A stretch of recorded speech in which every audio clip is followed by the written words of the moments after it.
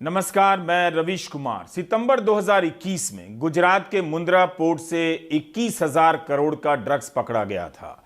तब ईरान के बंदर अब्बास पोर्ट से करीब 3,000 किलोग्राम हेरोइन की खेप मुंद्रा पोर्ट पर पकड़ी गई। Directorate of revenue intelligence DRI ने इस खेप को पकड़ा। यह इतनी बड़ी कामयाबी थी कि लोगों की नजर जानी ही थी कि आखिर गुजरात में 21,000 करोड़ की हेरोइन कैसे पकड़ी गई है। क्या भारत में या गुजरात में ड्रग्स का जाल इतना बिछ चुका है कि 21,000 करोड़ के ड्रग्स की खपत होने लगी है। आज गांधीनगर में गृहमंत्री अमित शाह ने नारकोटिक्स ब्यूरो के कार्यों की समीक्षा की। उनकी ऑनलाइन मौजूदगी में अंकलेश्वर और दिल्ली में कई हजार किलोग्राम ड्रग्स जला दिया गया। इसकी कीमत 632 करोड़ से ज्यादा बताई जाती है। कुछ समय पहले अमित शाह की मौजूदगी में ही गुवाहाटी में भी 40,000 किलोग्राम ड्रग्स जला दिया गया। चंडीगढ़ में 30,000 किलोग्राम ड्रग्स जलाया गया। इसके बहाने ही हम ये सवाल पूछ रहे हैं कि गुजरात से लेकर देश भर में ड्रग्स का जाल कैसे फैल गया। इसकी जवाबदेही से हर कोई बच रहा है। इसलिए हम आज एक प्रयास कर रहे हैं। ड्रग्स को लेकर छपी पुरानी खबरों के आधार पर एक रिपोर्ट तैयार कर रहे हैं, जिससे अंदाजा हो सके कि गुजरात में ड्रग्स का जाल कितना फैला है और अमित शाह के सामने इसके जलाने का क्या राजनीतिक महत्व हो सकता है। पिछले साल सितंबर में कितना हंगामा मचा कि गुजरात के मुंद्रा बंदरगाह पर 21,000 करोड़ की हेरोइन पकड़ी गई। सरकार चुप हो गई और पत्रकारों ने चुप्पी साध ली। हर कोई हैरान था कि इतनी बड़ी घटना हो गई, मगर कहीं कोई डिबेट नहीं, कहीं कोई सवाल नहीं। इसी चुप्पी को लेकर सवाल उठने लगते हैं और NIA जांच का काम अपने हाथ में लेती है। NIA ने दिल्ली के अलावा 3 राज्यों में 20 ठिकानों पर छापे मारे। कई लोग गिरफ्तार हुए। दिल्ली के हरप्रीत सिंह तलवार और प्रिंस शर्मा को इस मामले में गिरफ्तार किया गया। मुंद्रा बंदरगाह का संचालन अदानी का समूह करता है, उसे लेकर भी आरोप लगे। तब अदानी समूह ने एक बयान जारी किया कि कच्छ के मुंद्रा बंदरगाह पर ड्रग्स पकड़ा गया है। कंपनी केवल बंदरगाह का संचालन करती है, उसके पास बंदरगाह पर आने वाले कंटेनरों की जांच करने का कोई अधिकार नहीं है। विपक्ष आक्रामक होता चला गया। कांग्रेस के प्रवक्ता सवाल पूछने लगे कि गुजरात में ड्रग्स का कारोबार फैल गया है। यह सवाल आम आदमी पार्टी भी उठाने लगी कि इसके लिए कौन जवाबदेह है। ध्यान रखिएगा, रणदीप सुरजेवाला का यह बयान पिछले साल का है। क्या प्रधानमंत्री जी जवाब देंगे? सवाल नंबर 1, 1,75,000 करोड़ के 25,000 किलो हेरोइन ड्रग्स कहां गए, जो तथाकथित तौर से जून में आए थे इसी अडानी पोर्ट से। सवाल number 2, narcotics control bureau, DRI, ED, CBI, IB, क्या वो सोए पड़े हैं या फिर उन्हें मोदी जी के विरोधियों पर रेड डालने से फुर्सत नहीं मिल रही? सवाल नंबर 3, क्या ये सीधे सीधे देश के युवाओं को नशे में धकेलने का षड्यंत्र नहीं? सवाल नंबर 4, क्या ड्रग माफिया को सरकार में बैठे किसी सफेदपोश राजनेता का संरक्षण है? सवाल नंबर 5, क्या यह राष्ट्रीय सुरक्षा से खिलवाड़ नहीं? क्योंकि ये सारे ड्रग्स तो तालिबान द्वारा अफगानिस्तान से भेजे गए हैं। उस वक्त लोग पूछ रहे थे कि प्रधानमंत्री मंदिर जाते हैं, तब गोदी मीडिया का तंत्र तमाम रिपोर्टरों को भेजता है, घंटों कवरेज होता है। लेकिन 21,000 करोड़ का ड्रग्स गुजरात में पकड़ा गया है, उसका कवरेज क्यों नहीं हो रहा? हमने पुरानी खबरों को खंगाल कर देखने की कोशिश की कि गुजरात में ड्रग्स का कारोबार कैसे फैल गया। वहां पर कच्चा माल को साफ कर बेहतर माल बनाने की फैक्ट्रियां कैसे बनी। 27 साल से बीजेपी की सरकार है। किसकी नाक के नीचे गुजरात में ड्रग्स का कारोबार फैला है, या गुजरात के जरिए देश भर में? यह केवल गुजरात की चिंता का विषय नहीं है, हर घर की चिंता का विषय होना चाहिए। चेक कीजिए कि आपके घर के बच्चे इसकी चपेट में तो नहीं हैं। क्या आप मान सकते हैं कि 21,000 करोड़ का ड्रग्स पकड़ा गया हो, 3,000 किलो का ड्रग्स पकड़ा गया हो और यह पैसा राजनीति तक ना गया हो? इसके सरगना बिना किसी राजनीतिक संरक्षण के हजारों करोड़ रुपए के ड्रग्स का कारोबार करते हो। क्या आप यह सब मान सकते हैं? गिरफ्तार हुए लोगों के नाम और हुलिया से लगता है पॉकेट मार लेवल के लोग इस कारोबार में लगे हैं, जिस पर यकीन तभी किया जा सकता है जब दिल और दिमाग दोनों हम मीडिया के प्रोपेगेंडा के आगे गिरवी रखते हैं। 3 दिन पहले भास्कर की खबर है कि आणंद के विरसत पुलिस थाने से 144 किलोग्राम गांजा चोरी हो गया। थाने से गांजा चोरी हो जा रहा है। अक्टूबर में ही 8 तारीख के हिंदू अखबार में खबर छपी है कि गुजरात एटीएस ने बीच सागर में इंडियन कोस्ट गार्ड के साथ मिलकर 350 करोड़ की हेरोइन पकड़ी है। पाकिस्तानी नाव से 50 किलोग्राम हेरोइन बरामद की गई है और इस पर सवार 6 लोग गिरफ्तार हुए हैं। इसी साल 17 अगस्त की खबर है कि गुजरात में 1600 किलोग्राम ड्रग्स पकड़ा गया है, जिसकी कीमत 1500 करोड़ तक है। गुजरात पुलिस ने भरूच से 10 लोगों को गिरफ्तार किया। 13 जुलाई 2022 के हिंदू अखबार में खबर है कि गुजरात के मुंद्रा पोर्ट से 75 किलोग्राम हेरोइन पकड़ी गई है। इसी बंदरगाह से सितंबर 2021 में 21,000 करोड़ की हेरोइन पकड़ी गई थी। पंजाब पुलिस और गुजरात के एंटी टेरर स्क्वाड एटीएस ने मिलकर 375 करोड़ का ड्रग्स पकड़ा। ड्रग्स दुबई से लाया गया था। 26 मई 2022 के हिंदू में ही खबर है कि गुजरात के मुंद्रा पोर्ट से 500 करोड़ का कोकेन जब्त हुआ है। इसी साल अप्रैल महीने में गुजरात एटीएस ने केंद्र के डायरेक्टरेट ऑफ रेवेन्यू इंटेलिजेंस के साथ साझा ऑपरेशन में 1300 करोड़ की हेरोइन पकड़ी कच्छ के कांडला बंदरगाह से। 13 फरवरी 2022 के इंडियन एक्सप्रेस में खबर छपी है कि गुजरात में 2000 करोड़ का ड्रग्स पकड़ा गया है। नारकोटिक्स ब्यूरो और भारतीय नौसेना ने इसे पकड़ा। 2022 में गुजरात एटीएस ने 3586 करोड़ के ड्रग्स पकड़े। 23 लोग गिरफ्तार हुए, जिसमें 16 पाकिस्तानी और 3 अफगानी नागरिक हैं। 2020 और 21 में गुजरात एटीएस ने 1591 करोड़ का ड्रग्स पकड़ा। 41 लोग गिरफ्तार हुए, 12 पाकिस्तानी और 7 ईरानी नागरिक थे। 18 अगस्त 2022 के इंडियन एक्सप्रेस में खबर छपी है कि मंगरोल तट से ड्रग्स के 104 पैकेट पकड़े गए। इस मामले में 15 ईरानी नागरिकों को जूनागढ़ पुलिस ने गिरफ्तार किया है। इसके पहले चरस के 457 पैकेट गिर सोमनाथ, जूनागढ़ और पोरबंदर के तटीय इलाकों से पकड़ा गया। पुलिस जांच कर रही है कि ड्रग्स आया कहां से। तो इन खबरों से पता चलता है कि गुजरात के तटीय इलाकों का खूब इस्तेमाल हो रहा है। कांडला, मुंद्रा और अन्य बंदरगाहों से कई हजार करोड़ के ड्रग्स पकड़े जा चुके हैं। इनसे अंदाजा लगाया जा सकता है कि जो ड्रग्स नहीं पकड़ा गया होगा वो कितने का रहा होगा और कितनों की जिंदगियां खराब कर रहा होगा। हम इन खबरों की पड़ताल इसलिए कर रहे हैं क्योंकि गुजरात में आज गृहमंत्री अमित शाह की मौजूदगी में ड्रग्स जलाया गया है। अगर इसका संबंध राजनीतिक संदेश से है तब फिर सवाल और सख्त होते हैं। ये सारे सवाल जवाबदेही से शुरू होते हैं कि ड्रग्स का कारोबार वहां पर फैला कैसे।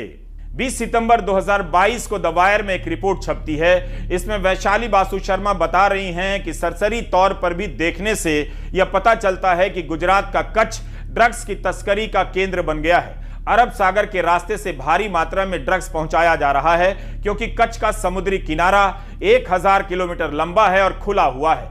तस्करों के लिए यह रूट आसान हो गया है। इस रिपोर्ट में यह भी लिखा है कि गुजरात भर में हेरोइन को संशोधित करने की छोटी छोटी फैक्ट्रियां खुल गई हैं। अगस्त 2021 में मुंबई पुलिस ने अंकलेश्वर में एक ऐसी ही फैक्ट्री से 1026 करोड़ का ड्रग्स पकड़ा, जिसे मेफेड्रॉन एमडी ड्रग्स कहते हैं। 513 किलोग्राम मेफेड्रॉन को यहां साफ कर असरकारी ड्रग में बदला जा रहा था। 2020 में सिमरनजीत सिंह संधू की गिरफ्तारी होती है। उसी ने बताया कि उसका गिरोह समुद्री मार्ग का इस्तेमाल करता रहा है। मांडवी के तट पर खेप उतरती है और फिर सड़क मार्ग से अलग अलग जगहों पर पहुंचाया जाता है। मांडवी कच्छ का सदियों पुराना व्यापारिक बंदरगाह रहा है। संधू का गैंग उत्तरी गुजरात के ऊंझा में मसालों के बाजार का भी इस्तेमाल कर रहा था, जिनके पैकेट के भीतर ड्रग्स छिपाकर पहुंचाया जा रहा था। इन लोगों ने अमृतसर के बाहर ड्रग्स की एक फैक्ट्री भी बनाई, जहां हेरोइन का कच्चा माल साफ कर सेवन के लायक बनाया जाता था। फिर यहां से भारत और यूरोप के बाजारों में भेजा जाने लगा। द वायर की रिपोर्ट और उससे पहले कई मीडिया रिपोर्ट में आपने ध्यान दिया होगा कि ड्रग्स पकड़ने के लिए Mumbai police, Punjab police, Delhi police Gujarat के चक्कर लगा रही है। केंद्र की कई एजेंसियां भी गुजरात के चक्कर लगा रही हैं। द वायर की इस रिपोर्ट में एक बेहद खतरनाक बात यह है कि ड्रग्स का कच्चा माल लाकर गुजरात भर में बनी फैक्ट्रियों में इसे साफ किया जाता है, संवर्धित किया जाता है और उसे उच्च कोटि का बनाया जाता है। हमने इसी सवाल को लेकर कुछ खबरों को और सर्च किया। इसी साल 18 अगस्त की यह रिपोर्ट इंडियन एक्सप्रेस में छपी है। वडोदरा के एक गांव से 225 किलोग्राम मेफेड्रॉन ड्रग्स बरामद किया जाता है, जिसकी कीमत 1125 करोड़ बताई गई है। गुजरात पुलिस और गुजरात एटीएस की साझा कार्रवाई में यह जब्ती हुई। एक्सप्रेस की रिपोर्ट के अनुसार इस मामले में 6 लोग गिरफ्तार हुए। मोक्सी गांव में रसायन बनाने की फैक्ट्री में ड्रग्स तैयार किया जा रहा था। सूरत के महेश धोराजी और वडोदरा के पीयूष पटेल को गिरफ्तार किया गया। इन दोनों ने पूछताछ के दौरान बताया कि वडोदरा और आणंद में एक फैक्ट्री बनाई है जहां मेफेड्रॉन ड्रग तैयार किया जाता है। राकेश मकानी को मास्टरमाइंड इन खबरों में बताया गया है।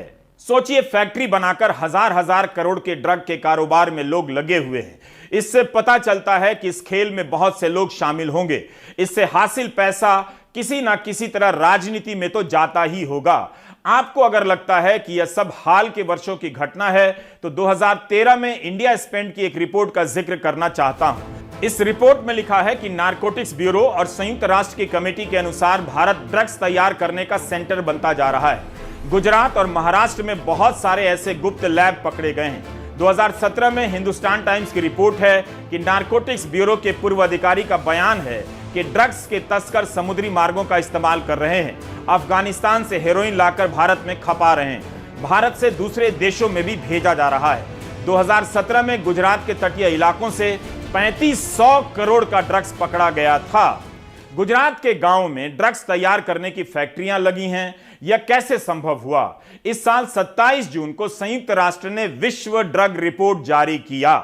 डाउन टू अर्थ की इस खबर को अब फ्लैशबैक में जाकर देखिए। इसमें संयुक्त राष्ट्र की रिपोर्ट का जिक्र किया गया है। रिपोर्ट के अनुसार भारत नशे के सेवन के मामले में दुनिया का सबसे बड़ा बाजार बन गया है। जिस तादाद में ड्रग्स के ग्राहक हैं, लगता है कि सप्लाई और बढ़ने वाली है। 2022 में भारत में 1 टन से कुछ कम मॉर्फिन पकड़ा जाता है, जो दुनिया में तीसरा सबसे अधिक था।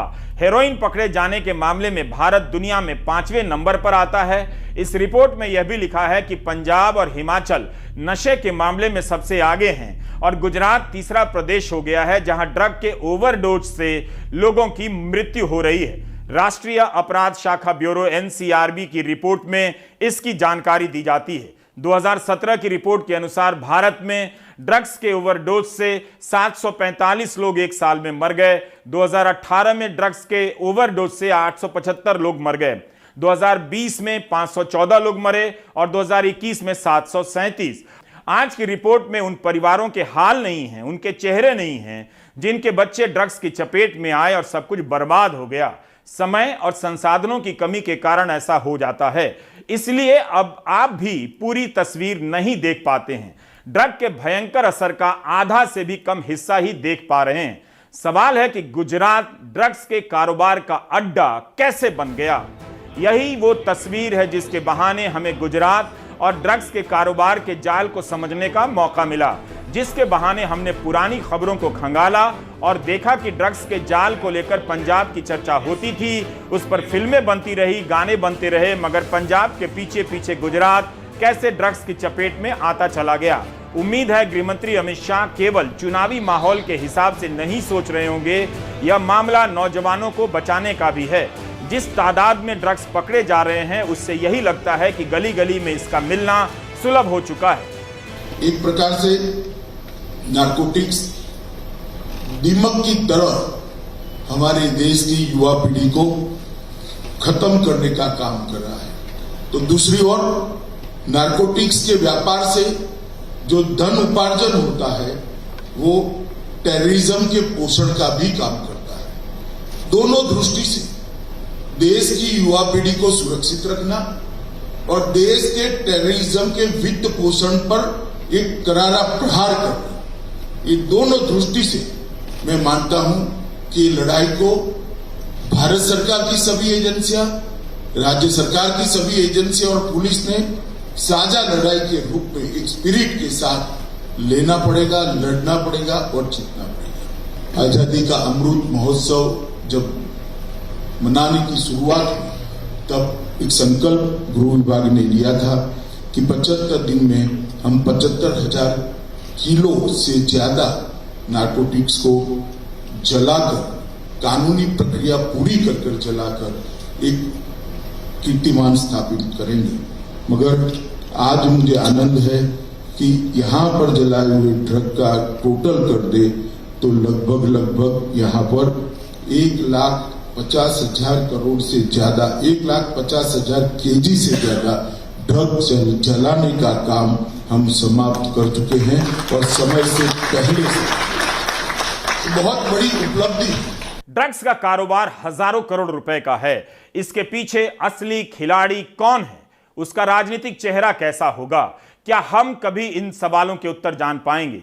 अभी तक जो गिरफ्तारियां हुई हैं उसमें कोई बड़े नेटवर्क का खिलाड़ी नहीं लगता। सामान्य रूप से संदेह होता ही है कि असली खिलाड़ी कौन होगा। जरूर Gujarat ATS, Gujarat police, Delhi police और मुंबई पुलिस ने ड्रग की कई खेप पकड़ी है, मगर उनकी तारीफ से पहले इसकी चिंता जरूरी है कि गुजरात में यह जाल किसकी नाक के नीचे फैला है। यह ट्वीट 2013 का है। हर्ष सांघवी गुजरात के गृह राज्य मंत्री हैं, मगर तब नहीं थे, विधायक थे। 2013 में लिखते हैं कि dear teenager friends, avoid drugs, they will turn you into an addict no matter how strong your will power.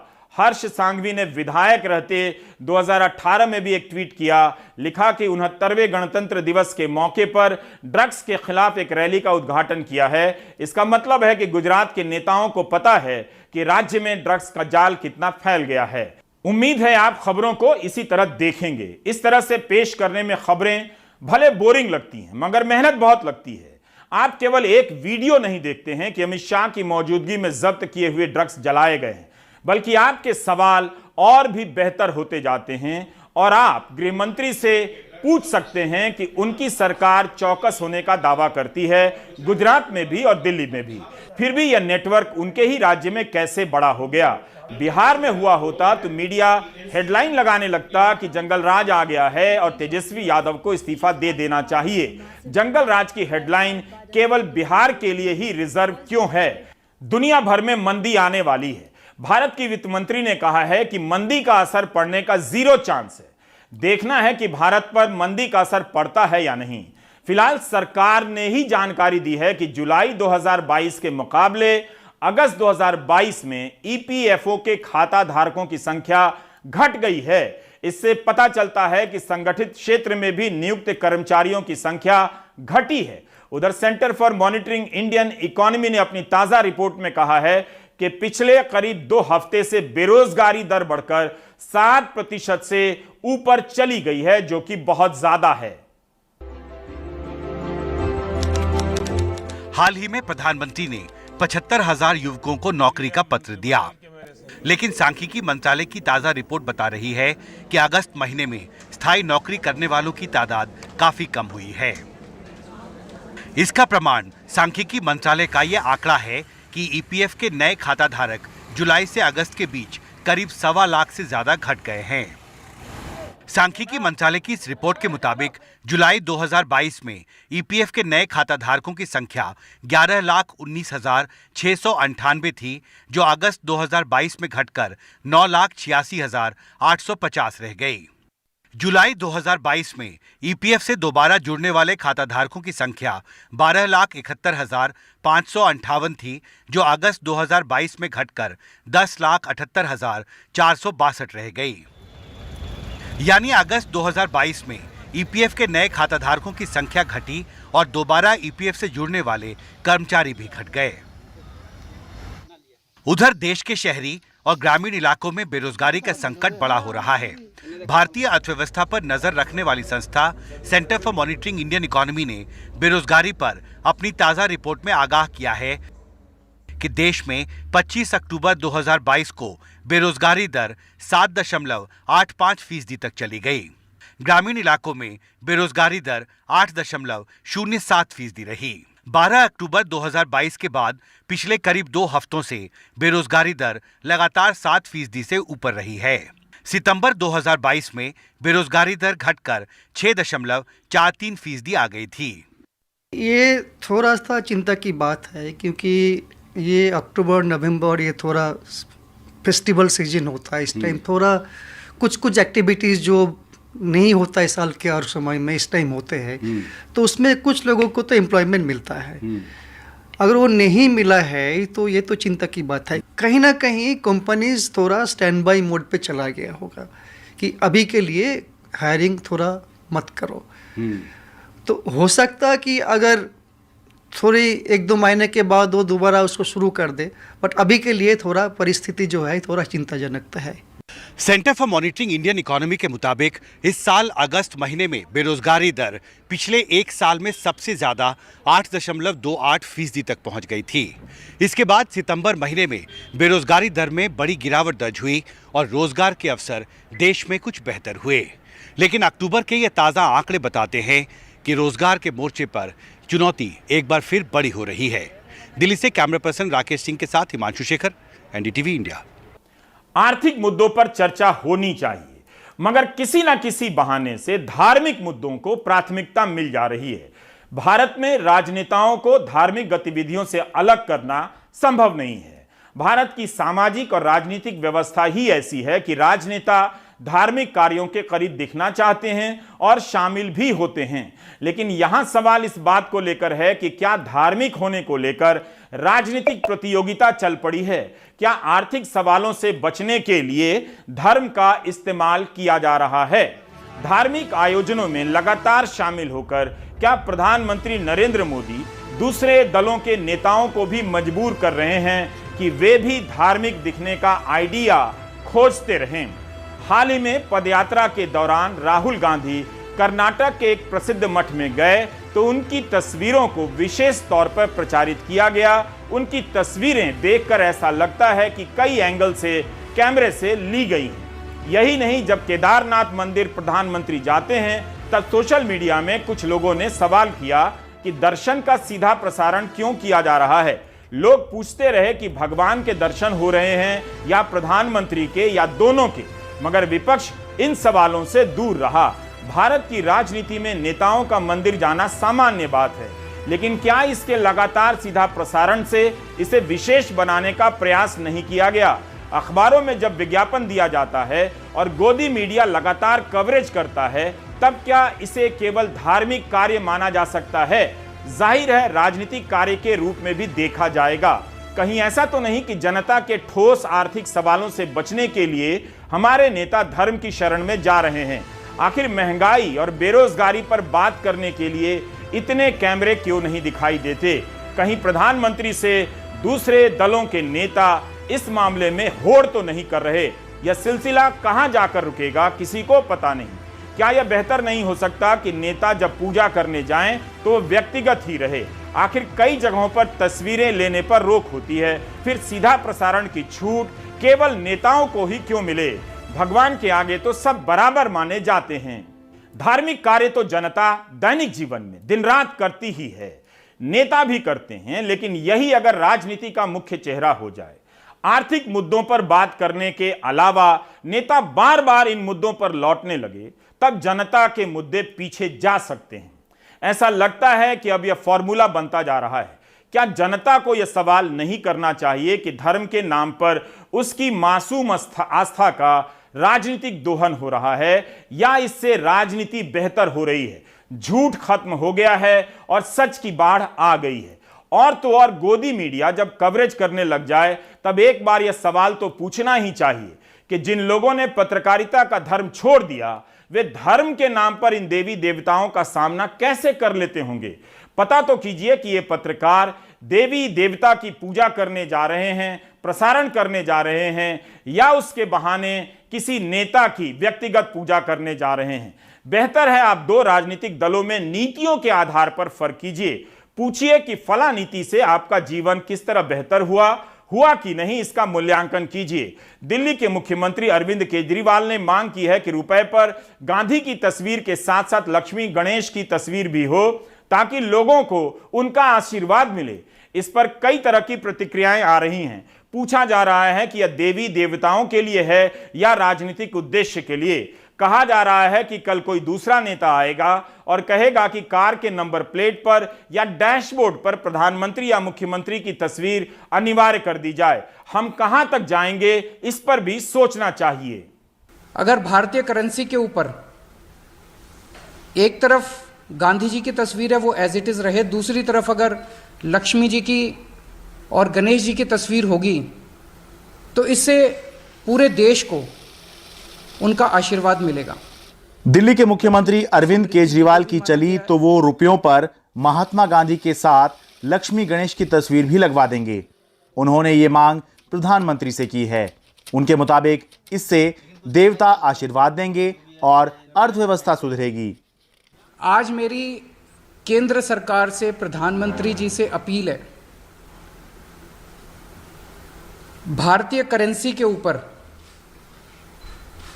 एक तरफ गांधी जी की तस्वीर है, वो वैसे ही रहनी चाहिए, लेकिन दूसरी तरफ श्री गणेश जी की और श्री लक्ष्मी जी की तस्वीर भारतीय करेंसी के ऊपर लगाई जाए।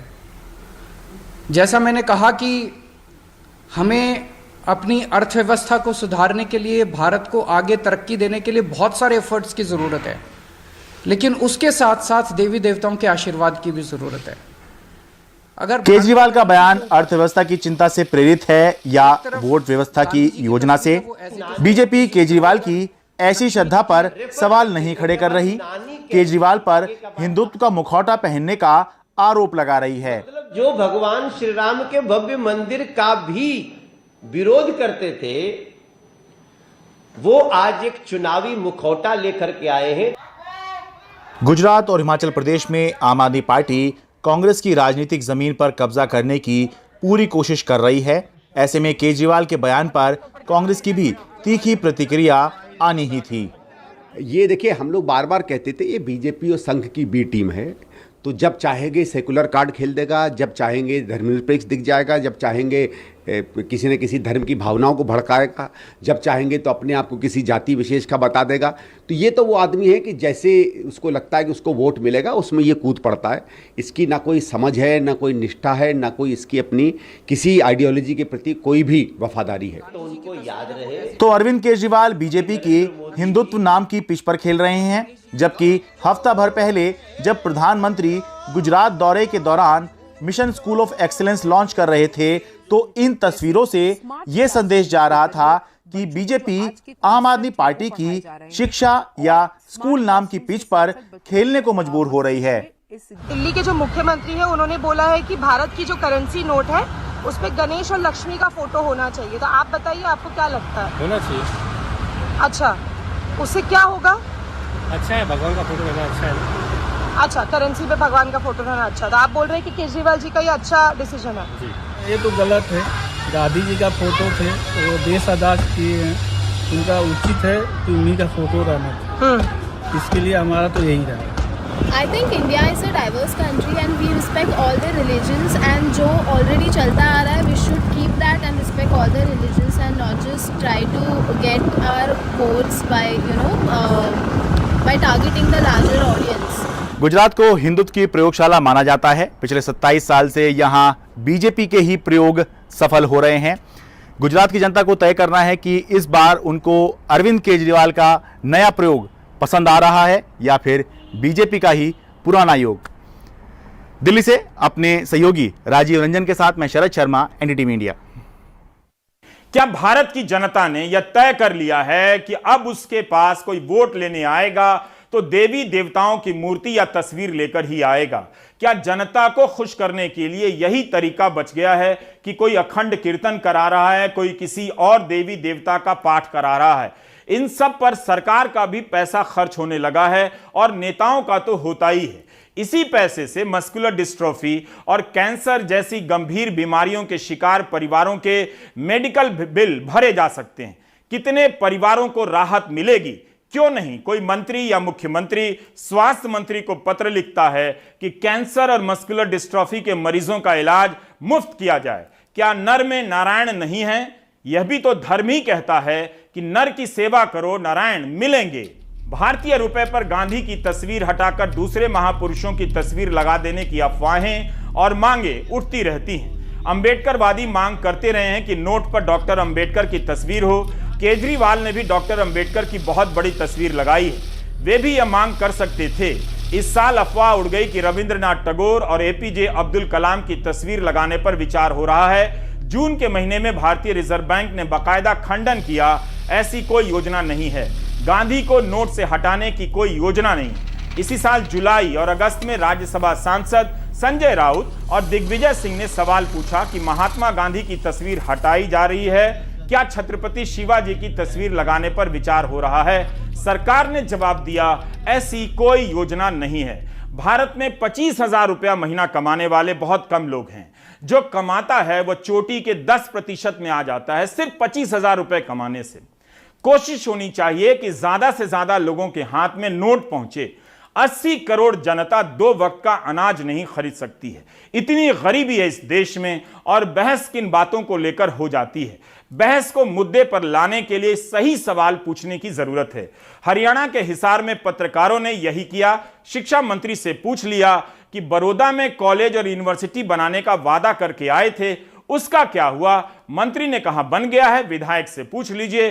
पत्रकारों ने विधायक से पूछा तो जवाब मिला केवल स्कूल बना है, कॉलेज और यूनिवर्सिटी नहीं। सर, बड़ौदा में भी आप इसी तरीके के वायदे करके आए थे, कॉलेजेस के उनकी क्या स्टेटस है एक बार बताएंगे? नहीं, कॉलेज जो वादा करके आया था वो पूरा कर दिया। अभी विधायक को फोन करो, उसके वहां के नहीं, मैं कह रहा वहां के विधायक को फोन करो, जो उससे साथ जो वादा किया था वो हमने पूरा कर दिया। वो स्वयं मिठाई का डब्बा मेरे पास लेके आया था और मुझे देके गया था। एक मिनट, एक पूछ लो।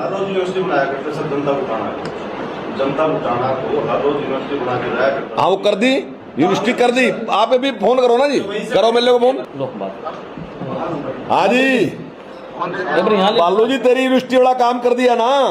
अरे तो उस दिन बर्फी खिलाया गया मेरे से। उस दिन आप डब्बा लेकर आए थे मेरे पास, मेरे से मिठाई खिलाया गए थे कि धन्यवाद मंत्री जी। ठीक ठीक ठीक। इसी तरह कांग्रेस ने एक वीडियो ट्वीट कर दिया। यह अमित शाह हैं। यूपी सरकार के समय बीजेपी ने वादा किया कि सरकार बनने पर होली और दिवाली पर गैस का 1 सिलेंडर मुफ्त दिया जाएगा। कांग्रेस ने पूछा है कि इस दिवाली पर कितने लोगों को मुफ्त सिलेंडर मिला है? इस देश को अभी ऐसे सवालों की ज्यादा जरूरत है। बाकी आप ब्रेक ले लीजिए।